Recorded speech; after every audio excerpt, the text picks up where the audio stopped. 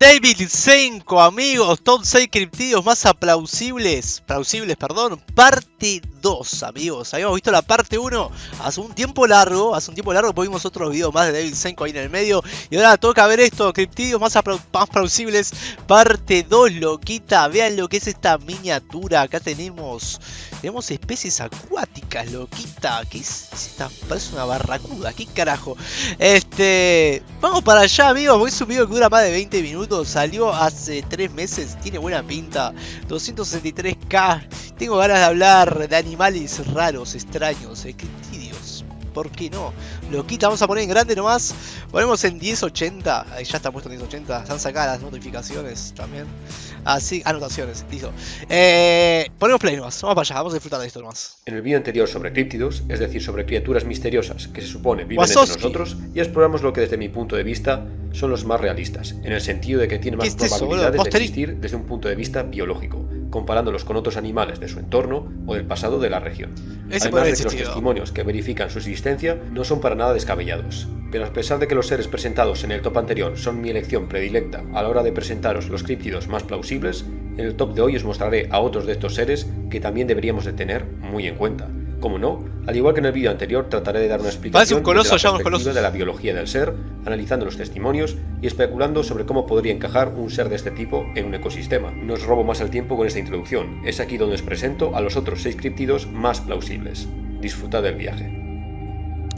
Alto viaje nos vamos a pegar con David Senko, como siempre, es terrible loquita. Habré puesto 6. Japón es uno de los países con mayor población del planeta en comparación con su tamaño. Esta isla relativamente pequeña es el hogar de más de 125 millones de personas. Así que en principio, el país nipón no parece un sitio muy indicado para encontrarse con una criatura secreta. Pero pasa que a pesar de su gran población y sus megalópolis como Tokio, el archipiélago japonés está compuesto por miles de islas e islotes. Incluso la isla principal es un territorio muy montañoso, salpicado por densos bosques templados. Y también pasa que Japón es un país lleno de leyendas urbanas y avistamientos de seres sobrenaturales, los famosos yokai, espíritus de la naturaleza que son los protagonistas de la mitología y religión sintoístas. Pero dejando de lado estos relatos místicos, existen varios avistamientos en el archipiélago japonés de una criatura que se menciona en ocasiones en los antiguos relatos de Japón, y a pesar de no tratarse de uno de los seres más espectaculares de estas historias, sí que es una criatura bastante curiosa y extraña, que levanta pasiones en Japón. Tanto así que en algunas regiones rurales de Japón, los aficionados a la criptozoología realizan cacerías de este ser. Tsuchinoko es un pequeño yokai con características de serpiente, pero que no tiene un cuerpo fino y alargado, sino que es un animal de cuerpo ancho y grueso. Los testigos comentan que es un ser que no supera el metro de longitud y que habita entre los troncos y raíces de bosques profundos. También se dice que no se trataría de un animal agresivo hacia los humanos, pero que posee grandes colmillos similares a los de una víbora y que tiene la capacidad, y cito, de saltar como un resorte hasta 2 metros de distancia. Hay agricultores que comentan que han visto a este ser de noche merodeando cerca de sus colmenas, intentando hacerse con algo de miel. Esto tiene relación con el otro nombre tradicional de este ser, Bachihebi, es decir, serpiente de la miel o serpiente mielera. Pasa que yo creo que ya se hubiera encontrado, chabón, en tanto tiempo, ¿no? Y más si hay personas que lo andan buscando. Se ve creíble, ¿eh? Me parece raro igual que pegue brincos. Me parece un poco ridículo que haga eso. Pero se ve creíble, o sea, se ve creíble. Te diría que podría haber existido un animal así. Pero si existiera, hoy en día, ya lo hubieran encontrado, lo más seguro. Folklore también se comenta que Tsuchinoko tiene una especial predilección por el sake, además de que es un ser con la capacidad de hablar. Aunque los testigos comentan que esta creencia antigua puede deberse a que el ser es capaz de emitir un sonido gutural muy desagradable para ahuyentar a sus atacantes, lo cual da la impresión de que el ser está intentando pronunciar alguna palabra. Dejando de lado los aspectos más espirituales de este ser, tratemos de dar una explicación a este misterioso animal. Lo más lógico es que se trate de una rara especie de serpiente todavía no catalogada. Japón es el hogar de hasta 26 especies diferentes de serpientes, entre las que se encuentran varias víboras, por lo que una especie de víbora desconocida podría ser posible. Ahora bien, ¿cómo se explica esta extraña forma? Se me ocurren 2 opciones. Algunas especies de serpiente del sudeste asiático, llamadas coloquialmente serpientes voladoras, tienen la capacidad de ensanchar sus cuerpos abriendo sus costillas hasta adoptar una forma aplastada, que utilizan para lanzarse de un árbol a otro, planeando decenas de metros. ¿Puede que Tsuchinoko sea una serpiente voladora nativa de Japón? ¿Será? Una explicación mucho más sencilla. Puede que los avistamientos de este ser simplemente se traten de avistamientos de víboras comunes en Japón, como la víbora Glodius, pero que acaba de comer, por lo que tenía este aspecto de serpiente regordeta. Una explicación extra que defienden muchos curiosos es que probablemente Tsuchinoko sea una gran oruga de una polilla japonesa que tiene el aspecto de una serpiente con grandes ojos para engañar a sus depredadores. Las orugas de algunas polillas y Pero es esfinges chiquito tienen eso. este aspecto que a primera vista es bastante convincente, pero por ahora este curioso ser no es más que otro ser místico de los antiguos relatos del país del sol naciente. Bueno, interesante ese puesto, ¿eh? Puesto 6, interesante, una serpiente como loquita. En este puesto nos adentramos en los salvajes territorios de la Rusia oriental. La Rusia. taiga rusa es uno de los lugares más inhóspitos del planeta. Cuando hablamos de gigantescas extensiones forestales, en lo primero que solemos pensar son en las densas junglas ecuatoriales, como el Amazonas, el Congo o Indonesia. Claro. Pero resulta que para encontrarte con la mayor masa forestal del planeta, tienes que alejarte de los cálidos trópicos y adentrarte en una de las zonas más despobladas del hemisferio norte, en la taiga. Por su traducción del ruso, bosque frío. Es tal el tamaño de este bosque que la taiga crea un anillo perfecto alrededor del Polo Norte, ocupando todo el norte de Eurasia y Norteamérica. Dentro de este mar de árboles Mirá lo que es helados, eso, la zona más inexplorada no es otra que la taiga rusa oriental. Un entorno de naturaleza pristina, tan bella en las épocas de primavera y verano como despiadada en invierno y otoño. Este misterioso entorno, con una población diminuta para su extensión, es el hogar Qué de loco es ver tanta cantidad de kilómetros y hectáreas de un lugar sin gente, ¿no? O sea, qué lindo, qué hermoso, qué bello, boludo. Un lugar donde no hay personas, porque prácticamente tenemos acoplado todo el planeta, pero ves estas imágenes y te sorprendes y decís, ah, mierda, sí, sí, sí, hay lugares inhóspitos donde no hay humanos, boludo, pero qué hermoso se ve todo eso. varios críptidos, pero entre todos el que más sospechas genera entre los criptozoólogos es un ser que habita la península de Kamchatka, rodeada por el frío Pacífico Norte. El ser en cuestión es un animal muy peligroso, conocido por los nativos Un como oso Irkuyen. venoso. Se trataría de un oso de tamaño colosal, pero más que tratarse de un simple oso pardo gigante, su plan corporal también tendría variaciones.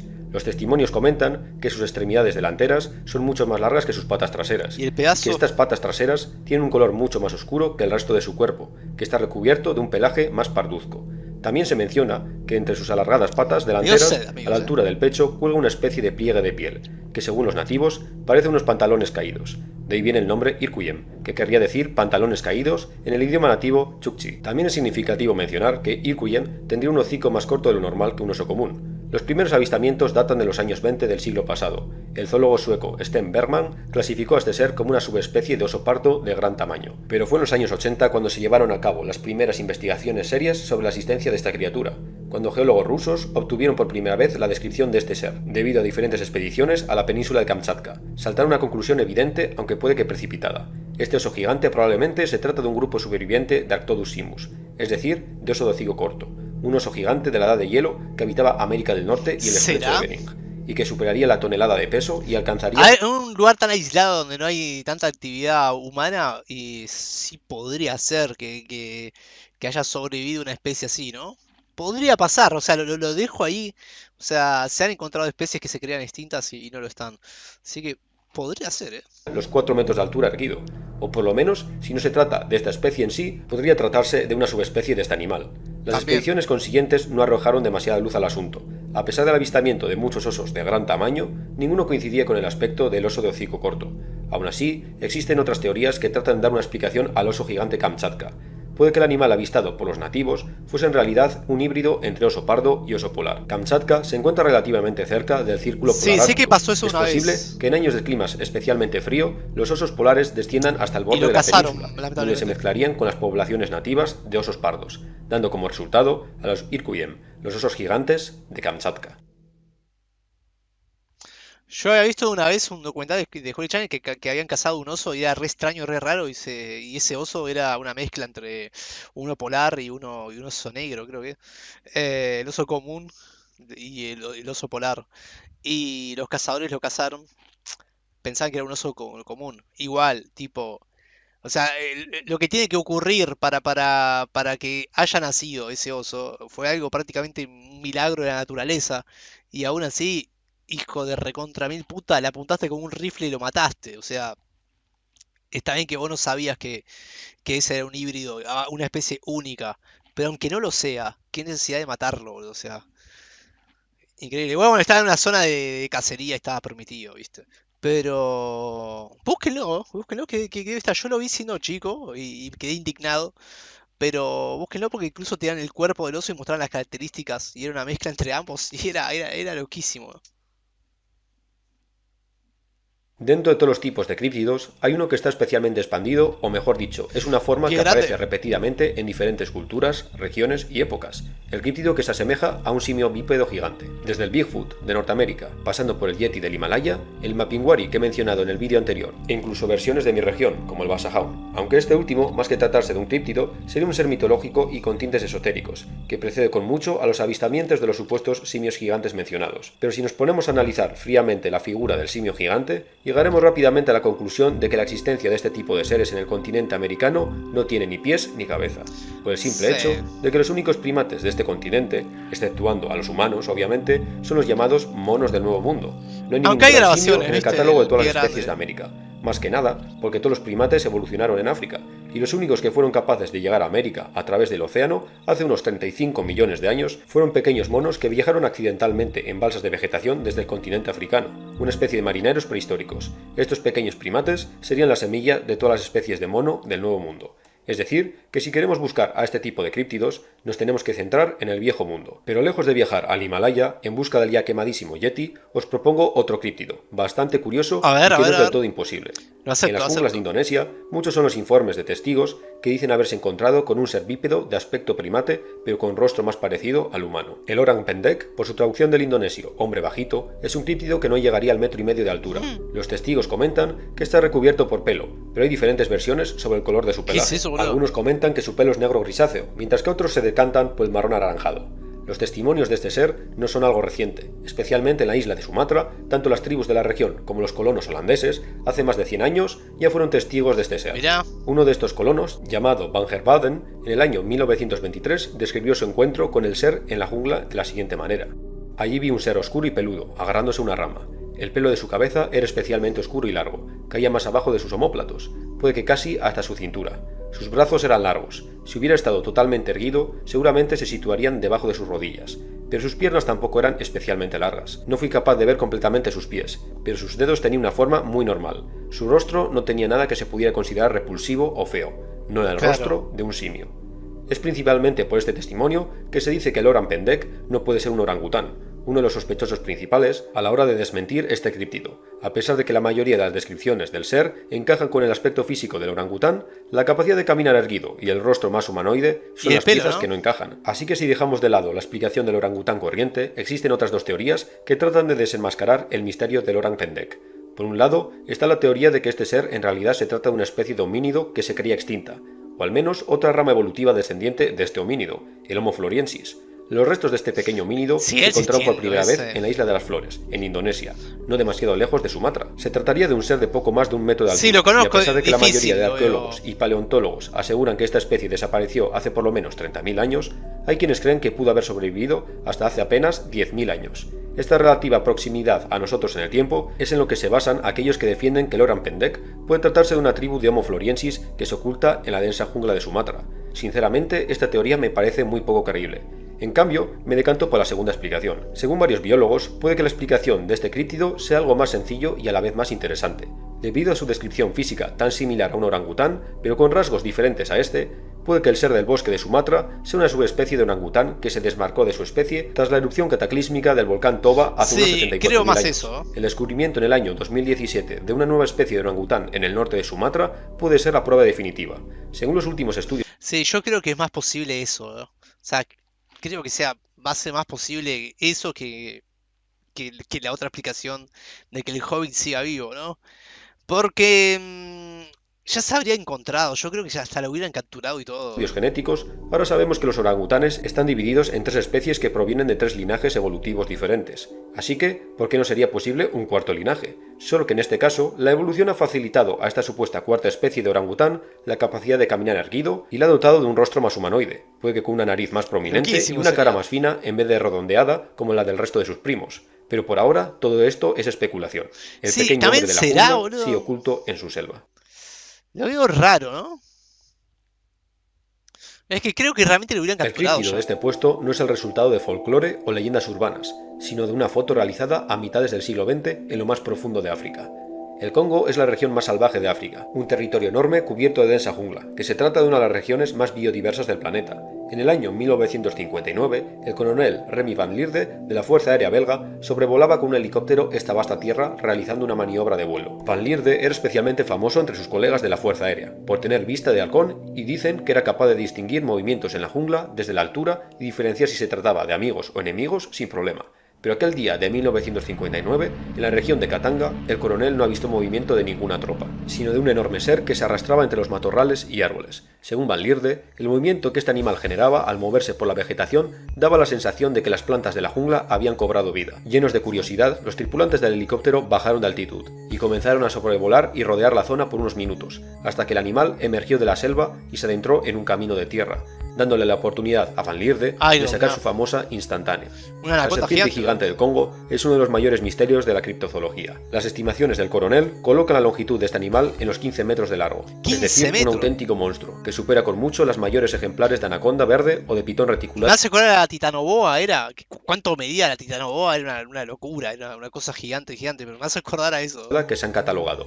Lierde también menciona que el animal se movía muy rápidamente para su tamaño, casi como si se moviese mediante movimientos espasmódicos. Y no se acercaban más con el helicóptero porque, y cito, por algún motivo tenía el presentimiento de que si nos acercábamos más a la serpiente, se alzaría y podría alcanzarnos. Y por si os lo estáis preguntando, todos los análisis de la foto confirman que la imagen no fue manipulada. Aún así, la mayor crítica que podemos realizar sobre la instantánea es que no hay ningún objeto distinguible para usar como referencia y estimar claramente la escala de la serpiente, por lo que tendremos que conformarnos con el testimonio del coronel y sus compañeros de vuelo. Muchos han tratado de dar una explicación al famoso titán del Congo. Hay aquellos que señalan que de existir una serpiente de este tamaño en el África profunda, obligatoriamente debe tratarse de una pitón de roca, la mayor especie de serpiente del continente africano. Lo que pasa es que esta especie no alcanza los tamaños de las mayores especies de serpiente del mundo ni de broma. Los mayores ejemplares de pitón de roca miden poco más de 5 metros de largo, y existen testimonios excepcionales de ejemplares que han podido alcanzar los 8 metros, es decir, poco más de la mitad de lo que mediría el dragón del Congo. Ni qué decir que no se han vuelto a avistar serpientes de tamaños similares en el centro de África. Pero según algunos, puede que la famosa serpiente gigante del Congo sea un caso de gigantismo, porque sí, es una enfermedad hormonal que también afecta a los animales. Así que puede que el titán del Congo no se trate de una nueva especie de serpiente gigante. Ahora hay que ver si tiene gigantismo esa serpiente y si pueda pasar ese gigantismo en las próximas generaciones, porque sería loquísimo que haya unas nuevas pitones de 15 metros, ¿no? Sería una cosa sumamente escalofriante. De una excepción única que se da una vez cada decenas de miles de veces. Una pitón de roca que sufría de acromegalia. Mira, debe ser, ahora hay una prueba, está la foto que es recontra irrefutable. El abismo de los océanos es uno de los lugares en los que debemos poner el foco si queremos hablar de animales misteriosos desconocidos para la ciencia. El número de supuestos organismos desconocidos alcanza los millones de especies de algunas estimaciones, desde los calamares gigantes que mencionamos en el vídeo anterior, pasando por todo tipo de peces bioluminiscentes y hasta crustáceos que viven exclusivamente cerca de las fuentes hidrotermales del abismo. Las profundidades abisales son un catálogo casi infinito de toda clase de posibles criaturas desconocidas para la ciencia, y en este puesto nos encontramos con un misterioso ser que solo se ha visto una vez, pero aquel que vio esta criatura fue en su momento una eminencia y a la vez un pionero en las inmersiones abisales. En la década de los años 30, el naturalista estadounidense William Beebe se disponía a explorar las profundidades oceánicas. A Beebe se le atribuye la invención, o mejor dicho, haber formado parte del equipo que diseñó la primera batisfera. Como su nombre indica, se trataría de una esfera metálica diseñada para soportar las enormes presiones que el agua ejerce en las profundidades. La primera inmersión ocurrió en el año 1930 y fue un rotundo éxito, alcanzando los 183 metros de profundidad, un récord para la época. Con cada inmersión, William Beebe iría superando su propio récord, hasta llegar a su máximo en el año 1934, alcanzando una profundidad de 923 metros. El avistamiento del críptido de este puesto ocurrió en el año 1932, frente a la costa de Bermuda. Beebe descendía en su batisfera dejando atrás los rayos del sol tropical de Bermuda, a medida que bajaba cada vez más en lo profundo del océano. La luz del exterior se iba haciendo cada vez más débil, hasta que por el ojo de buey de la batisfera solo se veía una negrura absoluta. Pero en esta negrura absoluta, donde la luz del sol acaba desvaneciéndose, la vida se abre camino. Beebe en la oscuridad de su batisfera es testigo de un espectáculo de destellos y luces neón colores azulados, verdosos e incluso rojos. Los animales de la llamada zona crepuscular del océano están equipados con bioluminiscencia, un capricho de la evolución. Qué miedo igual, chabón, estar metido en esa esfera ahí y ver estas cosas, ¿no? Y ser más prácticamente el primer hombre que está viendo todo. O sea, qué miedo, bro, qué miedo. A mí me daría miedo. Que ayuda a estos animales a Y relacionarse estaría con su asombrado entorno, también. atrayendo presas, engañando a depredadores o comunicándose con posibles parejas. Vivi escucha los crujidos de metal de la batisfera, ajustándose a la presión, algo que ya ha escuchado en inmersiones anteriores, pero que no deja de ser inquietante. Si por algún Sí. motivo le diese por salir allí afuera, la presión del agua sobre él le aplastaría como una lata Ah, vacía. lo Es revienta. entonces cuando a 640 metros de profundidad, el naturalista es testigo de dos alargadas figuras bioluminiscentes, que daban círculos alrededor de la cápsula de observación. Las palabras de William fueron las siguientes, plasmadas en su libro Half a Mile Down. Aquello que vi no se parecía en nada a ningún otro pez de aguas profundas que haya sido capturado por el hombre. Los Batisfera intacta, bautizados así por Vivi, tenían el aspecto, según el explorador, de barracudas, con Sí, pues cuerpos barracuda. alargados, de unos 2 metros y afilados dientes como agujas que sobresalían de sus mandíbulas. Sus cuerpos estaban recubiertos por luces azules, y bajo sus mandíbulas colgaban una especie de apéndices luminiscentes que se retorcían. Es por ello que el explorador lo relacionó con los peces víbora o peces dragón. Es decir, que estas criaturas se tratarían de una especie desconocida de pez dragón gigante, teniendo en cuenta que las mayores especies de pez dragón apenas alcanzan el medio metro de longitud. A lo largo de los años no se han realizado nuevos avistamientos de este ser. Hay quienes opinan que el cristal del ojo de buey le jugó una mala pasada al explorador, Puede ser, y ¿eh? que simplemente presenció dos peces dragón de tamaño normal, pero que parecían mucho mayores debido al cristal de la ventanilla. Hay otros Puede que ser. opinan que el naturalista fue testigo de un par de ejemplares de tiburón abisal, los cuales pueden alcanzar tamaños de hasta 6 metros. Pero dejando de lado estas teorías que tratan de desmentir las observaciones de Vivi, Claro, pasa que igual en el fondo, boludo, marino, hay criaturas que no conocemos. O sea, si conocemos una parte pequeña realmente de todos los animales acuáticos, lo que hay en el fondo, me refiero. Bien al fondo. el Batisfera intacta no se trata de una criatura completamente imposible. Peces de grandes tamaños que eran críptidos han sido encontrados hace relativamente poco. Un buen ejemplo es el celacanto, un pez de 2 metros de Celacanto, mirá. longitud y que apenas fue descubierto a principios del siglo XX, con el primer ejemplar capturado en Sudáfrica en 1938. Y no fue hasta finales de los 80 cuando pudimos obtener las primeras imágenes de este fósil viviente en su medio natural. Así que, ¿quién dice que en las profundidades del océano no nadan unos peces luminiscentes de 2 metros y armados con dientes como agujas? 2 metros es mucho, igual, pero sí. Sí, puede ser, ¿eh? Aunque coincido que el coso del ojo de El pez ejército que nos encontramos en le este engañó. puesto no se trata de un único ser, sino de una amalgama de avistamientos e historias con diferentes nombres, pero que desde mi punto de vista, de tratarse de una criatura real, todos hacen referencia al mismo organismo. La Antártida es probablemente el lugar más aislado del planeta, un continente helado cuyo interior apenas ha sido tocado. Este lugar es prácticamente inhabitable para los organismos complejos. En el interior se pueden dar temperaturas de hasta 85 grados bajo cero. Incluso los animales mejor adaptados a este entorno, es decir, los pingüinos, están completamente condicionados por el océano. Es por ello que las colonias de estos animales se encuentran cerca de la costa, porque a diferencia del inhóspito interior, las aguas que rodean este continente son unas de las aguas más ricas en nutrientes del planeta, una sopa de vida en la que toda clase de animales buscan alimento, desde el diminuto krill hasta las colosales ballenas. La riqueza de estas aguas sustenta una extensa cadena de vida, y es en estas aguas que rodean la Antártida donde nos encontramos a los seres de este puesto. Desde misiones científicas durante la Guerra Fría hasta barcos pesqueros a finales del pasado siglo, se han dado varios reportes de extraños seres nadando en estas aguas. Se les han dado muchos nombres a estas criaturas, pero si nos vemos obligados a nombrarlas, podemos llamarlas serpientes marinas antárticas. A pesar de que las leyendas de las serpientes marinas forman Hay una parte de los grabación, mitos y ¿no? leyendas de Creo. todas las culturas marineras a lo largo del mundo, los avistamientos a los que me refiero son más específicos y cercanos a nosotros en el tiempo, además de que da la casualidad de que todos se dan en la misma zona, el Océano Austral. El primer reporte oficial se dio en el año 1958, de la mano de una expedición antártica japonesa, a bordo de un buque llamado Soya. Este avistamiento ocurrió relativamente cerca de la costa, en la bahía de Lutzow-Holm. Según lo escrito por el capitán del Soya, mientras estaban siendo remolcados por un rompehielos y todos los oficiales se encontraban en el puente, vieron una forma oscura y alargada demasiado grande para ser una foca moviéndose por el agua. Al principio pensaron que se trataba de algo arrojado por el rompehielos que los remolcaba, pero esa figura comenzó a moverse oscilando hacia su dirección. El ingeniero jefe corrió en busca de su cámara, pero cuando volvió el animal había desaparecido. El capitán comenta que usando sus prismáticos lo vio emerger a lo lejos.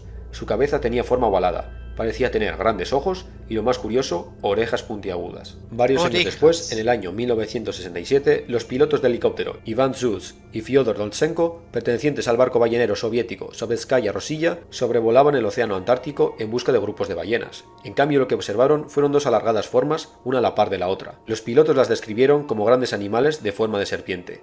Los camaradas afirmaron que medían alrededor de 10 metros de longitud y que su piel tenía un color marrón parduzco. Al principio, los dos animales estaban casi inmóviles descansando en la superficie, pero cuando los sobrevolaron comenzaron a moverse de una forma, y cito las palabras de los pilotos, convulsiva. Los pilotos perdieron las formas de vista y avisaron a todos los barcos de la zona que tuviesen cuidado. Había un par de animales extraños en el agua. A lo largo de los años se han realizado nuevos avistamientos de estas supuestas serpientes marinas del Antártico. Algunos marineros afirmaban haber visto estos animales persiguiendo a grupos de pequeñas ballenas. Incluso había quienes comentaban haber sido testigos de grupos de hasta 30 de estos animales viajando juntos. Dejando de lado teorías absurdas como las del antropólogo Dale Drinon, que afirma la existencia de saurios marinos gigantes, es decir, mosasaurios, en el sur del Océano Índico, podemos descartar de antemano a las serpientes, ya que estos seres, de ser reales, no pueden tratarse de reptiles por obvios motivos. Los reptiles modernos no pueden sobrevivir en las frías aguas árticas, debido a que son animales exotérmicos, de sangre fría. Irónicamente, se ha demostrado que los reptiles marinos del Mesozoico sí que podrían sobrevivir en aguas frías, ya que estaban equipados con una capa de grasa igual que los cetáceos, lo cual los convertiría en animales de sangre caliente. Pero no nos vayamos por las ramas. La explicación más lógica que le puedo encontrar a estos avistamientos es que se trata de un mamífero marino, es decir, un cetáceo, una especie de ballena. Hay varias especies de cetáceos con cuerpos alargados que he visto... Yo he visto un video de, no sé si estaba en Antártida o qué, pero estaba todo, había hielo todo y había una serpiente enorme nadando ahí. No sé si vieron ese video. Creo que había hielo, creo. Y lo grababan desde lejos. A lo lejos o en condiciones climáticas adversas nos recordarían a la alargada forma de una serpiente. Por ejemplo, los rorcuales minke, que también tienen esta forma alargada y tienen un color marrón. Pero sí que es raro que, por ejemplo, los pilotos del helicóptero perteneciente a un buque ballenero no reconociesen al instante estas formas como ballenas. Eso. Es por ello que puede que este críptido se trate de una especie de cetáceo desconocida para la ciencia. Puede que esto suene demasiado cogido con pinzas, ya que una cosa es un pez abisal no catalogado, pero una nueva ballena de 10 metros debería haber sido avistada con anterioridad, ¿no? Bueno, no exactamente. El Mar del Sur es una de las zonas menos transitadas por el tráfico marítimo. Esto da como resultado que en estas zonas meridionales todavía existen cetáceos apenas conocidos para la ciencia, como es el caso del cadáver de la ballena de dientes de pala encontrada en una playa de Nueva Zelanda este año, que es coloquialmente conocida como la ballena más rara del mundo, ya que nunca se ha visto a este animal vivo en su medio natural. Otro ejemplo es el delfín de Arnoch, un cetáceo antártico que puede alcanzar los 10 metros de largo, al igual que nuestro críptido, y del cual no sabemos casi nada con la excepción de un centenar de avistamientos puntuales a lo largo de 150 años. Del mismo modo, en los últimos años la comunidad científica está en busca de una supuesta especie de pequeña ballena armada con colmillos, que se supone vive en el océano austral, pero que solo conocemos por una carcasa varada en una playa. Todas estas especies de cetáceos tan esquivos comparten una característica: son animales oceánicos, y que por lo general pasan casi toda su vida a grandes profundidades, por lo que es muy difícil avistarlas. Hay quienes teorizan que esta puede ser una estrategia de estos animales para evitar a las orcas, los superdepredadores de los mares, pero que no son capaces de nadar a grandes profundidades. En resumidas cuentas, las serpientes de los mares australes pueden ser unos cetáceos de cuerpos alargados y que viven la mayoría de su tiempo en el océano abierto en aguas profundas. Y puede que por las observaciones del capitán del Soya también tengan una extraña estructura en la cabeza que tiene un aspecto de orejas en punta, uno de los críptidos más fascinantes y a la vez plausibles de todos. Y bastante creíbles, ¿no? O sea, hay avistamientos, todo, o sea, y tiene lógica lo que dice acá Davidsenko. La verdad que video increíble, de Davidsenko. Cada vez quedo más maravillado con este canal, que es una masa. Le ponemos like, obviamente, acabamos de ver la parte 2 de los críptidos más plausibles.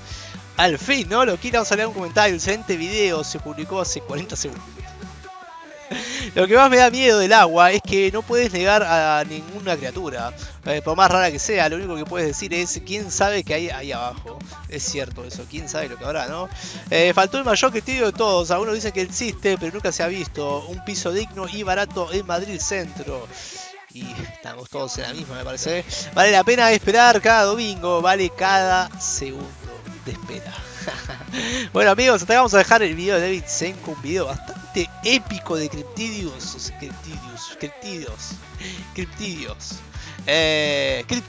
perdón. Yo hablo como el orto a veces, o sea, no pienso lo que digo, a veces trato de hablar más rápido de lo que pienso, no sé. Bueno, amigos, hasta acá la vamos a dejar. Ya saben que si quieren que vea algo en concreto, abajo bandeja de comentarios del lugar. Nosotros nos estamos viendo próximamente en alguna que otra reacción loquita, como siempre. Hasta la próxima.